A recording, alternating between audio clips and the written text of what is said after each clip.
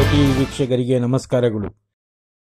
ಸಮಸ್ತ ನಾಡಿನ ಜನತೆಗೆ 2024ರ ಹೊಸ ವರ್ಷದ ಹಾರ್ದಿಕ ಶುಭಾಶಯಗಳು ಹಾಗೂ ಮಕರ ಸಂಕ್ರಾಂತಿ ಮತ್ತು ಕ್ರಿಸ್ಮಸ್ ಹಬ್ಬದ ಶುಭಾಶಯಗಳೊಂದಿಗೆ ನಾನು ನಿಮ್ಮ ಶಾಂತಕುಮಾರಿ ಕೋಲಾರದಿಂದ ಲೋಕಸಭಾ ಚುನಾವಣಾ ಟಿಕೆಟ್ ಆಕಾಂಕ್ಷಿ ನಾನು. ತಮಗೆ ಈ ನೂತನ ವರ್ಷ ಆಯುರಾರೋಗ್ಯ ಭಾಗ್ಯಗಳನ್ನು ಕೊಡಲಿ ಅಂತ ಭಗವಂತನಲ್ಲಿ ಪ್ರಾರ್ಥನೆ ಮಾಡ್ಕೊಳ್ತಾ ಇದ್ದೀನಿ. ಹಾಗೆ ಇದು ನನ್ನ ಸ್ವಪರಿಚಯ ನಿಮ್ಮಲ್ಲಿ. ನಾನು ಇದೇ ಕೋಲಾರ ನಗರದ ಕಾಯಂ ನಿವಾಸಿ. ನಾನು ಹುಟ್ಟಿ ಬೆಳೆದಿದ್ದು ಎಲ್ಲನೂ ನನ್ನ ವಿದ್ಯಾಭ್ಯಾಸ, ಮದುವೆ, ನನ್ನ ಸಂಸಾರ ಇಲ್ಲಿನ ತನಕ ಕೋಲಾರದಲ್ಲೇ ಇದ್ದೀನಿ. 1990ರಲ್ಲಿ ಸಕ್ರಿಯವಾಗಿ ರಾಜಕಾರಣಕ್ಕೆ ಬಂದು ಸ್ವತಂತ್ರ ಅಭ್ಯರ್ಥಿಯಾಗಿ ನಾನು ಕೋಲಾರ ನಗರಸಭೆಗೆ ತುಂಬ ಒಂದು ಬಹುಮತದಿಂದ ನಾನು ಗೆದ್ದು ಅಲ್ಲಿನ ಆರ್ಥಿಕ ಸ್ಥಾಯಿ ಸಮಿತಿಯ ಅಧ್ಯಕ್ಷಳಾಗಿ ಯಾವುದೇ ಒಂದು ಲೋಪದೋಷಗಳಿಲ್ಲದೆ ನನ್ನ ಕರ್ತವ್ಯವನ್ನು ಸಮರ್ಪಕವಾಗಿ ನಿರ್ವಹಿಸಿ ಈಗಲೂ ಜನಗಳ ಮನದಲ್ಲಿ ನಾನು ಅಚ್ಚಳಿಯದೆ ನನ್ನ ಹೆಸರನ್ನು ಉಳಿಸ್ಕೊಂಡಿದ್ದೀನಿ.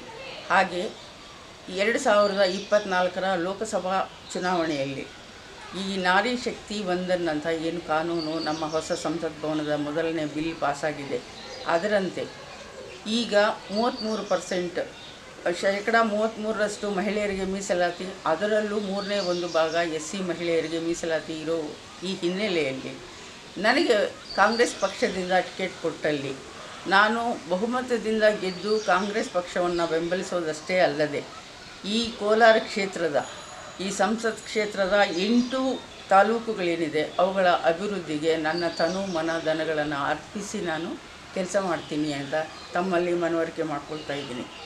ಈ ನಿಟ್ಟಿನಲ್ಲಿ ನಾನು ಕ್ಷೇತ್ರದ ಪ್ರವಾಸ ಕೈಗೊಂಡಿದ್ದು ಎಲ್ಲ ಶಾಸಕರನ್ನು, ಚಿಂತಾಮಣಿ ಡಾಕ್ಟರ್ MC ಸುಧಾಕರ್ ಶಾಸಕರು, ಹಾಲಿ ಶಾಸಕರು, ಶಿಡ್ಲಘಟ್ಟದ ರಾಜೇಗೌಡರು ಮತ್ತು ನಮ್ಮ ಶ್ರೀನಿವಾಸಪುರದ ಮಾಜಿ ಸಭಾಪತಿಗಳು ಶ್ರೀ ರಮೇಶ್ ಕುಮಾರ್ ಸಾಹೇಬರು, ಹಾಗೆಯೇ ನಮ್ಮ ಕೋಲಾರ ಶಾಸಕರು ಮಂಜುನಾಥ್ ಅವರು ಮತ್ತು ಬಂಗಾರಪೇಟೆಯ SN ನಾರಾಯಣ ಸ್ವಾಮಿಯವರು, ರೂಪಕಲಾ ಮೇಡಮ್ ಅವರು, ನಂಜೇಗೌಡ ಸಾಹೇಬರು, ಇವರು ಎಲ್ಲರನ್ನೂ ಸಹ ನಾನು ಭೇಟಿ ಮಾಡಿ ಬಂದಿದ್ದೀನಿ. ಅವರೆಲ್ಲರಿಂದನೂ ನನಗೆ ಉತ್ತಮವಾದ ಒಂದು ಭರವಸೆ, ಪ್ರತಿಕ್ರಿಯೆ ದೊರೆತಿದೆ.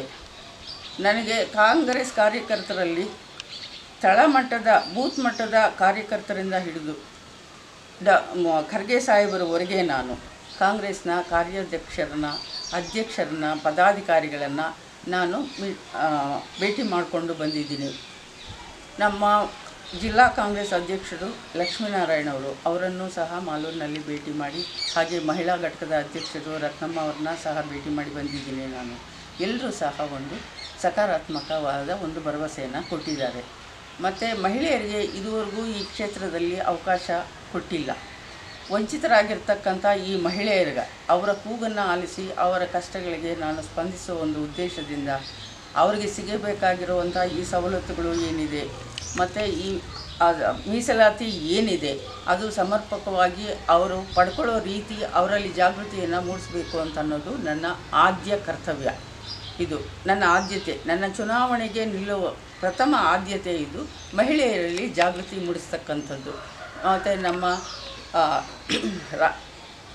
ರಾಷ್ಟ್ರೀಯ ನಾಯಕರು ನಮ್ಮ ರಾಹುಲ್ ಗಾಂಧಿಯವರ ಆಶಯ ಏನಿದೆ, ಮುಂದಿನ ದಿನಗಳಲ್ಲಿ ನಾನು ಸುಮಾರು 50ರಷ್ಟು, ಶೇಕಡ 50ರಷ್ಟು ಮಹಿಳಾ ಮುಖ್ಯಮಂತ್ರಿಗಳನ್ನು ನಾನು ಕಾಣಬೇಕು ಅಂತ ಅವರ ಆಶಯ ಏನಿದೆ, ಅದರಂತೆ ಈ ಮಹಿಳಾ ಪರವಾದ ಘೋಷಣೆಗಳನ್ನು ನಮ್ಮ ಸರ್ಕಾರ ಏನು ಇದುವರೆಗೂ ಕೊಟ್ಟಿದೆ, ಆ ಗ್ಯಾರಂಟಿಗಳಿಂದ ನಾವು ಜೈವೇರಿಯನ್ನು ಏನು ಬಾರಿಸಿದ್ದೀವಿ ಕಾಂಗ್ರೆಸ್ನಲ್ಲಿ ಕರ್ನಾಟಕದಲ್ಲಿ, ಇದೇ ಮಾದರಿಯಾಗಿ ನಮ್ಮ ನೆರೆ ರಾಷ್ಟ್ರಗಳು ಕೂಡ ನಮ್ಮನ್ನು ಅನುಸರಿಸ್ತಾ ಇದೆ. ಸ್ತ್ರೀಯನ್ನು ಗಮನದಲ್ಲಿಟ್ಕೊಂಡು ಸನ್ಮಾನ್ಯ ಸಿದ್ದರಾಮಯ್ಯನವರು ಕೊಟ್ಟಿರೋ ಈ 5 ಗ್ಯಾರಂಟಿಗಳು ಅನುಷ್ಠಾನಕ್ಕೆ ಬಂದಿರೋದು ಈಗ ಕಾಂಗ್ರೆಸ್ಸಿನ ಬಲವರ್ಧನೆಗೆ ಮತ್ತಷ್ಟು ಪುಷ್ಟಿ ಕೊಟ್ಟಿದೆ. ಈ ನಿಟ್ಟಿನಲ್ಲಿ ನನಗೊಂದು ಅವಕಾಶ ಕಲ್ಪಿಸಿಕೊಟ್ಟಲ್ಲಿ ಪ್ರಚಂಡ ಬಹುಮತದೊಂದಿಗೆ ಗೆದ್ದು ಕಾಂಗ್ರೆಸ್ ಪಕ್ಷವನ್ನು ಮತ್ತಷ್ಟು ಬಲಪಡಿಸ್ತೀನಿ ಅಂತ ಈ ಮೂಲಕ ನಾಡಿನ ಜನತೆಗೆ ಹೇಳೋದಕ್ಕೆ ನಾನು ಇಷ್ಟಪಡ್ತೀನಿ. ಜ್ವಲಂತ ಸಮಸ್ಯೆಗಳು ಕೋಲಾರ ಜಿಲ್ಲೆಯಲ್ಲಿ ಶಾಶ್ವತ ಕುಡಿಯುವ ನೀರಿನ ಸಮಸ್ಯೆ ಇದೆ. ಎಲ್ಲ ತಾಲೂಕುಗಳಲ್ಲೂ ಇದು ಕಂಡುಬರ್ತಕ್ಕಂಥ ಒಂದು ಸಮಸ್ಯೆ. ಮತ್ತು ವಿದ್ಯುತ್ ಕೊರತೆಯಿಂದ ಸಂಕಷ್ಟಗಳನ್ನು ಅನುಭವಿಸ್ತಾ ಇರ್ತಕ್ಕಂಥ ರೈತರಿಗೆ ಒಂದು ಶಾಶ್ವತ ಪರಿಹಾರ ಇಲ್ಲಿ ಕಲ್ಪಿಸಬೇಕಾಗಿದೆ. ಮತ್ತು ಕೋಲಾರಕ್ಕೆ ಒಂದು ಸರ್ಕಾರಿ ವೈದ್ಯಕೀಯ ಕಾಲೇಜನ್ನು ಸಹ ತರಬೇಕಾಗಿದೆ.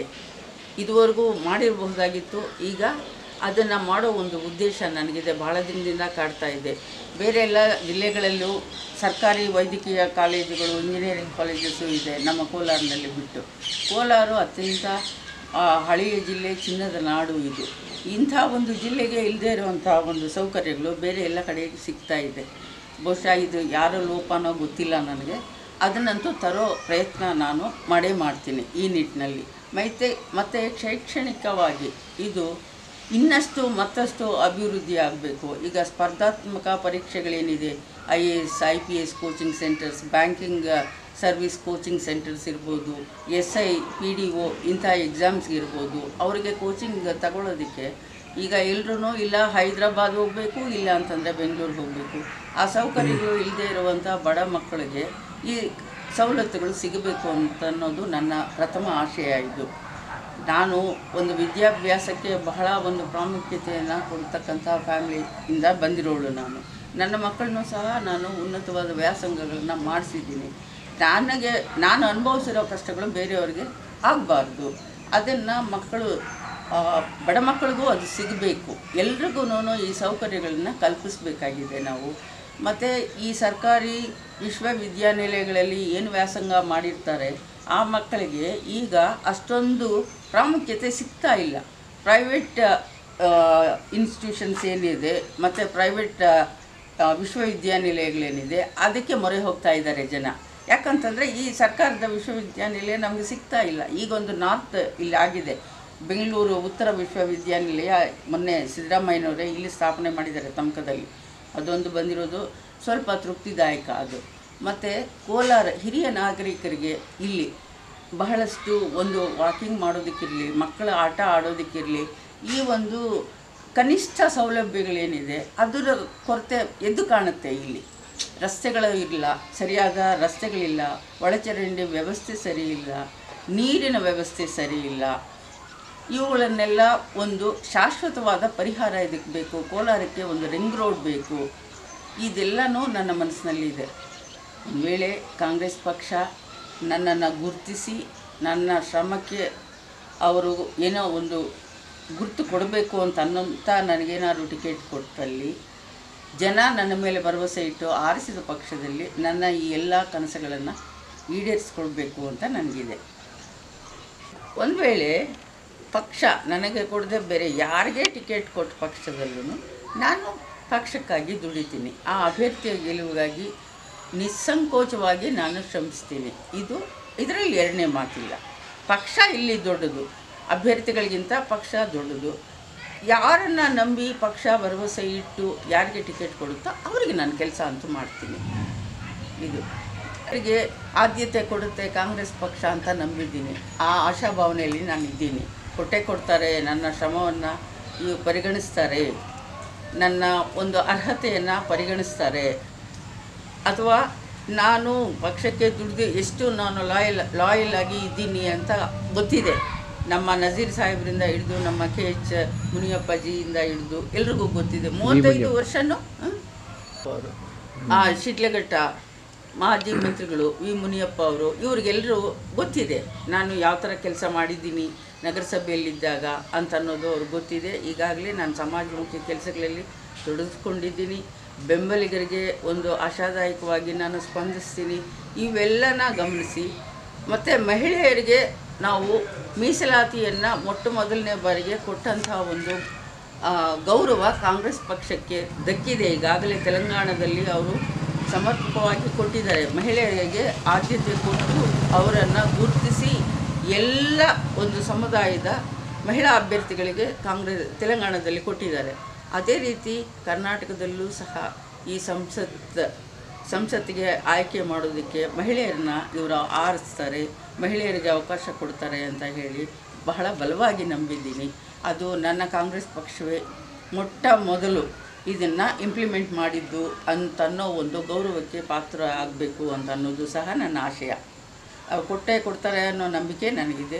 ಒಂದು ವೇಳೆ ನನಗೆ ಕೊಟ್ಟಿಲ್ಲ ಅಂತಂದರೂ ಬೇರೆ ಯಾರಿಗೆ ಕೊಟ್ಟರು ನಾನು ಕೆಲಸ ಮಾಡ್ತೀನಿ. ಆ ವ್ಯಕ್ತಿಯ ಆ ಒಂದು ಅಭ್ಯರ್ಥಿಯ ಗೆಲುವಿಗೆ ನಾನು ಶ್ರಮಿಸ್ತೀನಿ. ಹಾಗಾಗಿ ನಮ್ಮ ಕಾಂಗ್ರೆಸ್ ಕಾರ್ಯಕರ್ತರಲ್ಲಿ ಯಾವ ಕಾಂಗ್ರೆಸ್ ಕರ್ತರು, ಯಾವ ಕ್ಷೇತ್ರ ಹೇಳ್ತೀನಿ. ಕಾಂಗ್ರೆಸ್ ಕಾರ್ಯಕರ್ತರು ನಮ್ಮ ಕೋಲಾರ ಲೋಕಸಭಾ ಕ್ಷೇತ್ರದ ಕಾಂಗ್ರೆಸ್ ಕಾರ್ಯಕರ್ತರಲ್ಲಿ ನನ್ನ ವಿನಂತಿ ಇಷ್ಟೇ, ನಾವೆಲ್ಲ ಒಗ್ಗಟ್ಟಾಗಿ ಶ್ರಮಿಸೋಣ, ಕಾಂಗ್ರೆಸ್ ಪಕ್ಷಕ್ಕಾಗಿ ದುಡಿಯೋಣ, ಕಾಂಗ್ರೆಸ್ ಅಭ್ಯರ್ಥಿಯನ್ನು ಗೆಲ್ಲಿಸುವುದರ ಮೂಲಕ ನಾವು ರಾಹುಲ್ ಗಾಂಧಿಯವರ ಕೈ ಬಲಪಡಿಸೋಣ. ಇದು ನಮ್ಮೆಲ್ಲರ ಒಗ್ಗಟ್ಟಿನ ಶ್ರಮದ ಫಲ ಆಗಿರಬೇಕು. ಕಾಂಗ್ರೆಸ್ಸಿನ ಗತ ವೈಭವವನ್ನು ನಾವು ಮತ್ತೆ ತರಬೇಕಾಗಿದೆ ವಾಪಸ್ಸು. ಈ ದೇಶದಲ್ಲಿ ಜೈಲಿಗೆ ಹೋಗಿರೋವಂಥ ಪಕ್ಷದವರು ಅಂತಂದರೆ ಅದು ಕೇವಲ ಕಾಂಗ್ರೆಸ್ ಪಕ್ಷದವರೇ. ಸ್ವಾತಂತ್ರ್ಯ ಹೋರಾಟಗಾರರಾಗಿ ಜೈಲುಗಳಿಗೆ ಹೋಗಿ ಬಂದಿರೋರು ಯಾವ BJPಯವರು ಹೋಗಿಲ್ಲ, ಯಾವ JDS ಪಕ್ಷದವರು ಹೋಗಿಲ್ಲ, ಕಾಂಗ್ರೆಸ್ ಪಕ್ಷನೇ ಹೋಗಿರೋದು. ಇದು ಅತ್ಯಂತ ಪುರಾತನವಾದ ಒಂದು ಹಳೆಯ ಚರಿತ್ರೆ ಇರ್ತಕ್ಕಂಥ ಒಂದು ಪಕ್ಷ ಇದು. ಈ ಪಕ್ಷ ಇಷ್ಟು ವರ್ಷಗಳ ಕಾಲ ಭಾರತವನ್ನು ಆಳಿ ನಮ್ಮ ಡಾಕ್ಟರ್ BR ಅಂಬೇಡ್ಕರ್ ಸಾಹೇಬರ ಸಂವಿಧಾನವನ್ನು ಅದನ್ನು ಯಾವ ರೀತಿಯಲ್ಲಿ ಅಳವಡಿಸ್ಕೊಂಡು ಅದರಂತೆ ಅತ್ಯಂತ ದೊಡ್ಡ ಪ್ರಜಾಪ್ರಭುತ್ವ, ಪ್ರಪಂಚದಲ್ಲೇ ಅತ್ಯಂತ ದೊಡ್ಡ ಪ್ರಜಾಪ್ರಭುತ್ವ ಭಾರತ ದೇಶ. ಈ ಭಾರತಕ್ಕೆ ಸಂವಿಧಾನವನ್ನು ಕೊಟ್ಟಿರೋರು ಒಬ್ಬ ಅಂಬೇಡ್ಕರ್ ಮಾತ್ರ. ಇಷ್ಟೆಲ್ಲ ಮೇಧಾವಿಗಳು ಇದ್ದಿರಬಹುದು, ಆದರೆ ಈ ದೇಶದ ಸಂವಿಧಾನ ಬರೆಯೋದಕ್ಕೆ ಡಾಕ್ಟರ್ ಬಾಬಾ ಸಾಹೇಬ್ ಅಂಬೇಡ್ಕರೇ ಬೇಕಾಯಿತು.